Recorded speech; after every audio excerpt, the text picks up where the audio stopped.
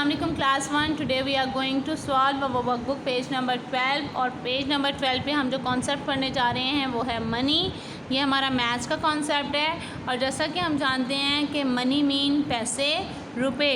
तो ये रुपए जो है हमारी ज़िंदगी में बहुत ज़्यादा अहमियत के हामिल होते हैं। जैसा कि हमें पता है कि हमें दुनिया की छोटी या बड़ी चीज़ चाहिए तो हमें उसके लिए पैसे की ज़रूरत होती है। हमें अपनी तमाम ख्वाहिशात पूरी करने के लिए पैसों की ज़रूरत होती है। पैसों के बगैर कोई भी आपको चीज़ नहीं देता। आप जब लेज़ लेने जाते हो, जूस लेने जाते हो, तो क्या शॉपकीपर आपको बगैर पैसों की चीज़ दे देगा? नहीं देता ना। तो उसके लिए आपको किस चीज़ की ज़रूरत होती है? मनी की ज़रूरत होती है। ठीक है। तो जैसा कि आप कोकोमो खाते हो, लेज़ खाते हो, नेस्ले जूस पीते हो, स्लांटी लेते हो, जेली लेते हो, पर्क लेते हो, तो आप इन तमाम चीज़ों को जब खाते हो तो आपको लेने जाते हो तो आपको पता है वो कितने की होती हैं? पता है आपको? चलें लेट्स हैव अ टेस्ट। पता चलेगा आज आपको कि आप जो चीज़ें खाते हैं क्या आपको उनकी प्राइस का पता है? What is the price of? इनकी कीमत क्या है?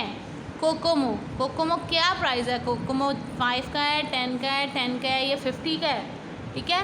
अब कोकोमो भी जो है उसकी डिफरेंट पैकिंग होती है, बट आम रूटीन का जो मतलब एक छोटा कोकोमो का पैकेट है वो कितने का आता है? 5 रुपीज़ का।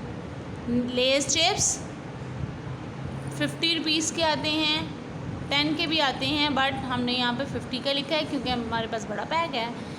नेस्ले जूस 20 का आता है, स्लांटी 10 की आती है, जेली जो है वो 5 की होती है और पर्क जो है वो आपको 10 की भी मिलती है। ठीक है। इसमें प्राइसेस डिफरेंट भी हो सकती हैं क्योंकि छोटे और बड़े पैकेट्स की प्राइसेस जो हैं वो डिफरेंट होती हैं, बट जो आपको हमने यहाँ बताया नॉर्मली इनकी प्राइसेस ये होती हैं। ठीक है। उसके बाद है फिल इन द ब्लैंक्स, जो कि आपको लर्न करनी है अच्छे से। इसके बाद हमारे पास है fill in the blanks. Now you have to write and learn as well. We need dash to buy things. हमें चीज़ें ख़रीदने के लिए किस चीज़ की ज़रूरत होती है? मनी की। We need money to buy things. We need money to buy things. Every country has its own currency. Every country has its own currency. Currency of Pakistan is rupee. Pakistan की जो करेंसी है वो क्या है? Rupee. Pakistani currency is rupee. Pakistani currency is rupee. Symbol of rupee is, जब 1 रुपया हमने show करना होता है तो उसके साथ हम कौन सी शॉर्ट फॉर्म लगाते हैं? R dot. क्या लगाते हैं?